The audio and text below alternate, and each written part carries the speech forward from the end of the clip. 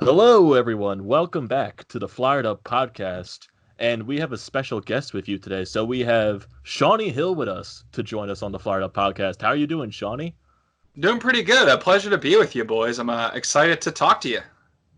Thanks for joining us here on the Flyered Up podcast. So, yeah, Shawny used to be the Flyers in-arena host during the games. How many years were you the in-arena host for the Flyers?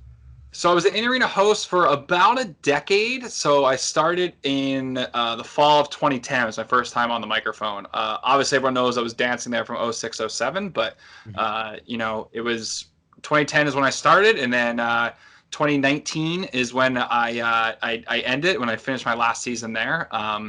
It was an incredible run, and unfortunately the end came with a little bit of dispute and things like that. But at that point, I kind of already was thinking it was time to go, and so they just kind of gave me the opportunity to move on and get to some different things. So it was an incredible time, and I cannot believe the way it started.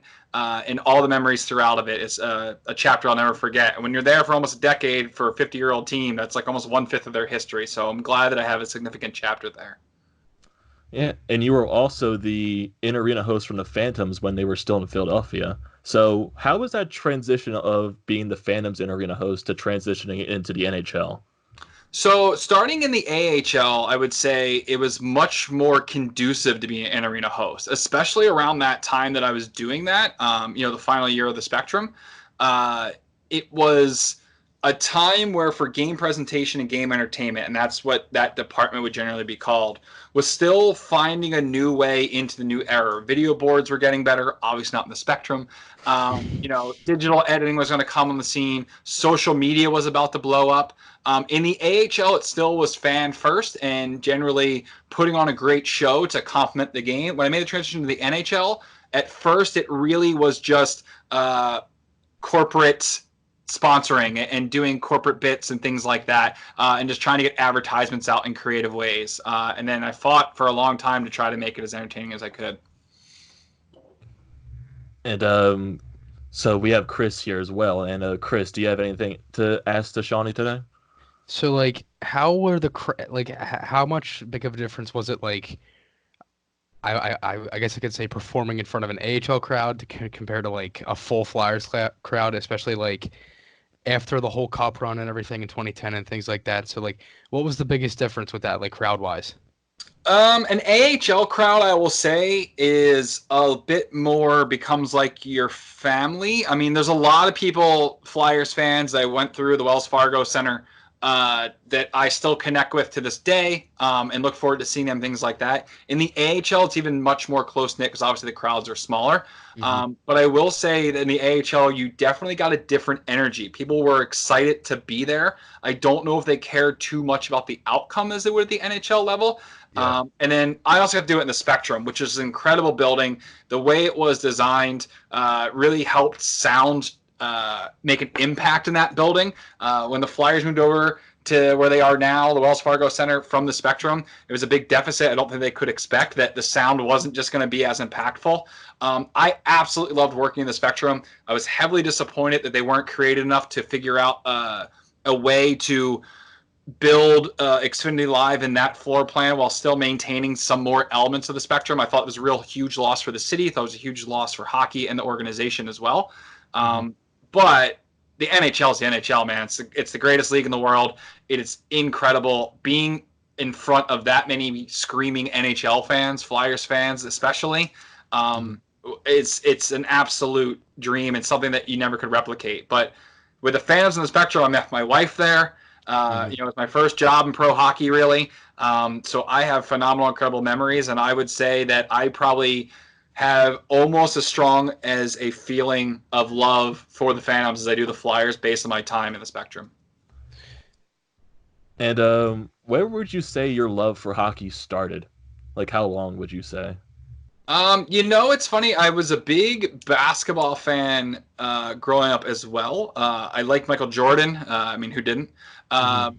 but for hockey, I think for me is I have kind of a fast twitch brain. I have ADHD diagnosed with that. So it really is a very conducive sport for me because it's small micro decisions that you have to make, and you're making a ton at the same time. So the fast impact. I also had some older brothers that played.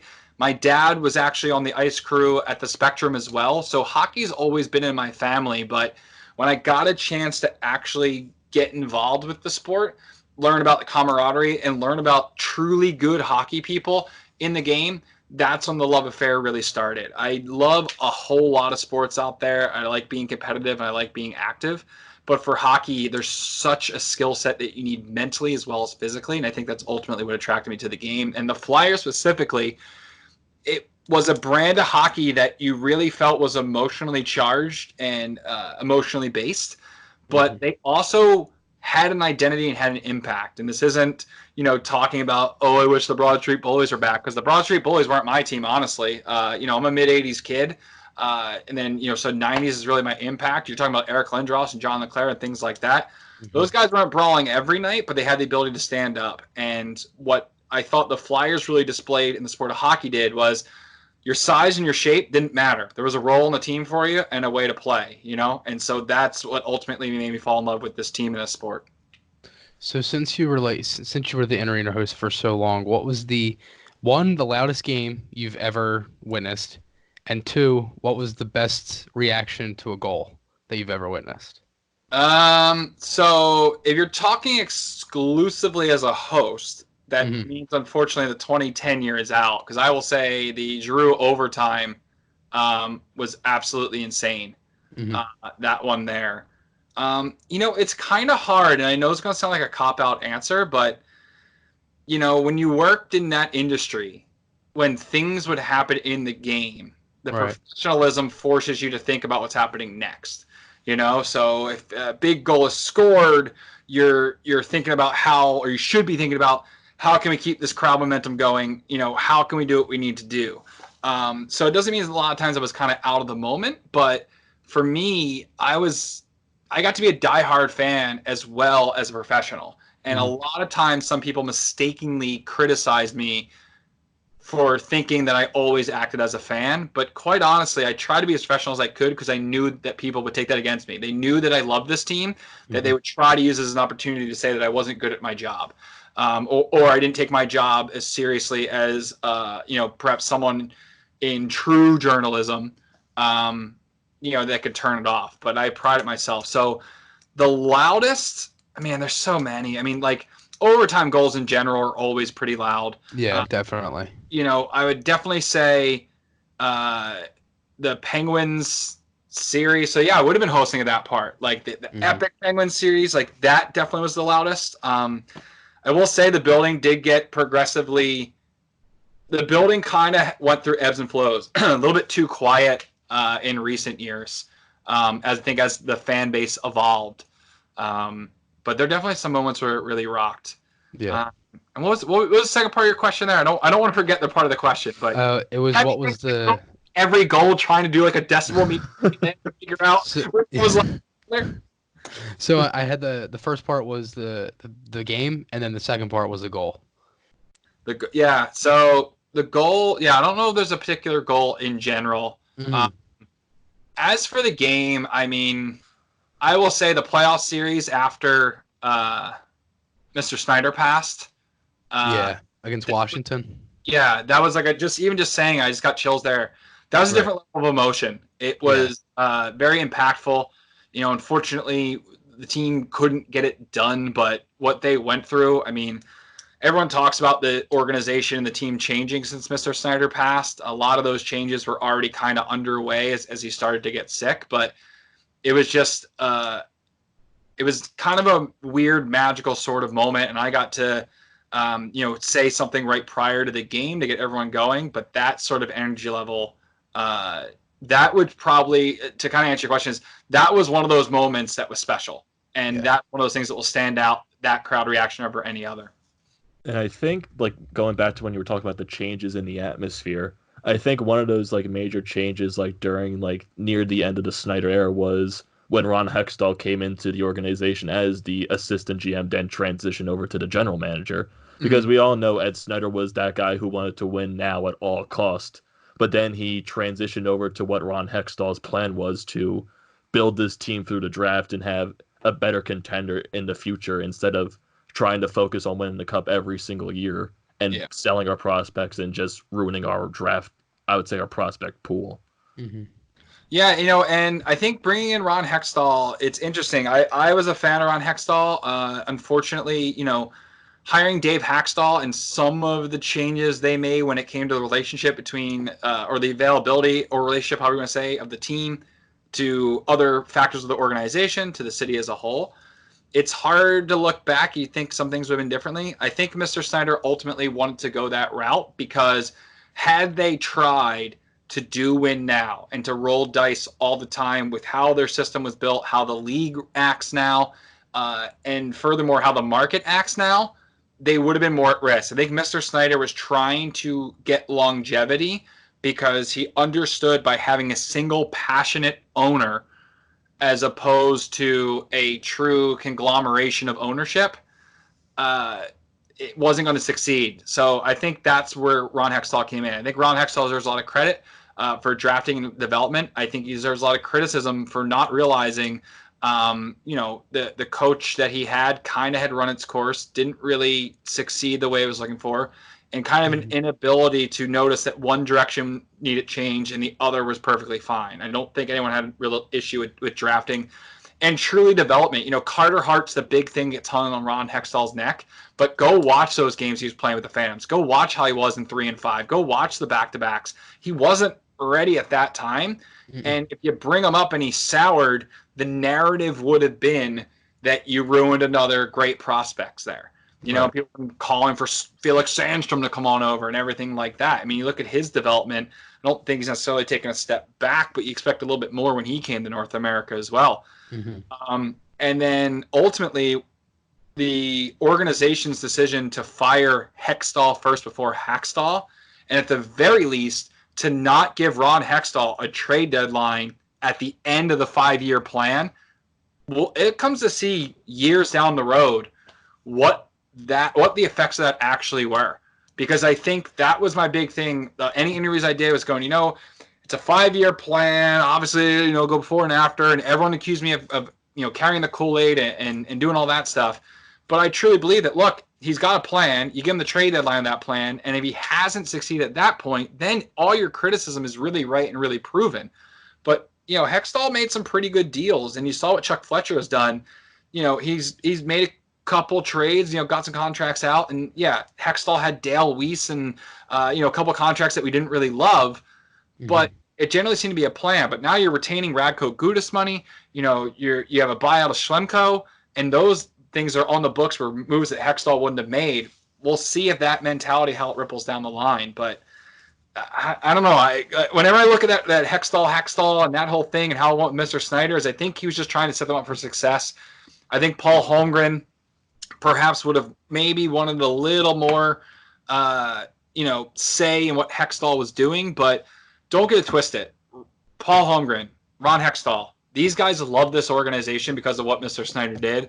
Any differences they may have, they'll be able to go back, shake hands, and have a beer because of the opportunity they have with this organization. So sometimes it's just business. Sometimes it doesn't all work out. We can all be second guessers, but Mr. Snyder going made this organization more vulnerable, and we saw a lot of that come to fruition last year.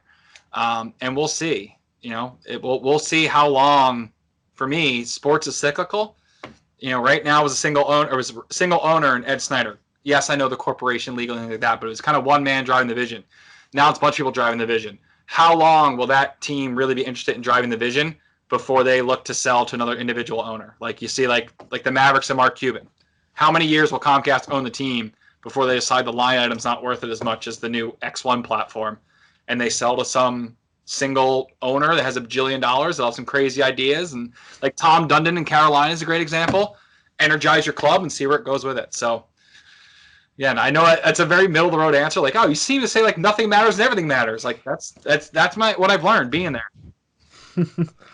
And also, just going back towards when you're talking about Ron Hextall, the way he drafted and transitioning over to the fact that Chuck Fletcher, he was kind of forced upon him to call up a guy like Carter Hart, to call up a guy like Joel Fair, because you also got the thing with the fan base somehow oh, why don't we call these younger guys up? Why are we taking so long to call up these top tier prospects? And then when they come up, they complain that they don't produce like a Connor McDavid. They don't produce like a Sidney Crosby. Yeah. I think there's also some sort of disconnection with the fan base on how maybe like they don't typically. I'm not going to say they're stupid, but like they don't like understand like The effects in the some long term. the effects on the long term and how some players progress. Look at Sean Couturier and how many years it took him to develop into the powerhouse he is now. He was always good defensively, but the offensive game just didn't come out yet.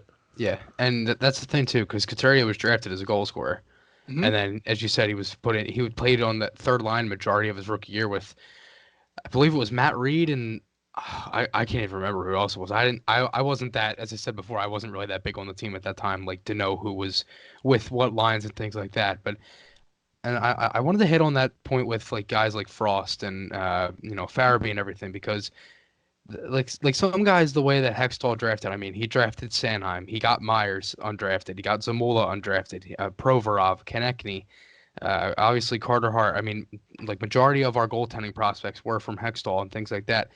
And I mean, I feel like, I mean, it's kind of to go off your point, Amadeo, too, with how like the fans are, you don't want to call them quote unquote stupid, but then again, there's things where certain guys have to develop. And I think one of the biggest things out of the whole training camp this season was the whole connecting contract, how they waited the first day of camp, then he signed. It was the whole debate is does Frost or Farabee make it out of camp? Or is it they don't sign, if they don't sign Konechny and then they sign Konechny, obviously they signed Konechny and then Frost, they didn't make it out of camp. And like many people wondered about that too, because they started the season with 11 forwards, 7 defensemen. And then they had guys like Bunnaman, and I believe was Twaritsky. It Yeah, was Twaritsky. Twaritsky, that's who it was. But and people kind of complained about that too, and I started to wonder myself. And then I started to understand like why they did that, because then it led down the road to these guys have to come in, and plus the season hasn't really helped them out as well, with all the injuries they have. Patrick, Lindblom, I mean, and then there's a few others. I mean, they still have Gossesbear still out. They just got Braun back last game, and there's been more injuries throughout the whole season. Scott Lawton, Michael Raffle, Carter Hart. yeah, Carter Hart. He's out. That's a big one too. And again, I mean, I think one of the biggest things with Hextall was, Shawny, I think you hit that well too, is how he was able to draft well, but he couldn't necessarily do many things for the team at the time. I mean, if you go back and look at his trades, majority of them were awful. I mean, the Radko Gudas trade with Braden Coburn, and then there was Scott Hartnell for R.J. Umberger, and then, I mean, I'm sure there was a few others as well. Luke Shen, the Sam Gagne trade for Grossman. But I mean, there were many things that Hextall did that were well. He was drafting, obviously, just getting rid of all the cap space problems they had. That was big, because that led them down the road to get guys like Kevin Hayes. The whole Yuri Laterra contract, he got rid of that. Got rid of Dale Weiss. I mean, all them contracts, and other guys like Cousins, Jordan Wheel, and guys that have moved along throughout the team, and to bring the cap space to the team and things like that, which is now helped them out to get the team that they have today. Yeah, that's having cap space is great to play with, but there's the old adage of when it comes to like credit cards, you can get all the credit card points, all the air miles you want, but if you're not spending it on vacations and other things, then what have you really done? You've spent money, gotten credit for spending money for credit card point wise, but you don't have it. Ron Hextall, I think a talent evaluator, I think at the youth level, he's shown that he can be a great drafter. I think he had a little bit of a struggle, and you'll never really know was he getting these players to fit within the Dave Haxtell system that ultimately has proven to be flawed. If it's a different coach, if it's a different mindset, does it perhaps is he going out and getting different things? And that's why I said I think the ultimate best move would have been to get rid of Dave Haxtell and force Ron Hextall to work with a new deck and see what he can do.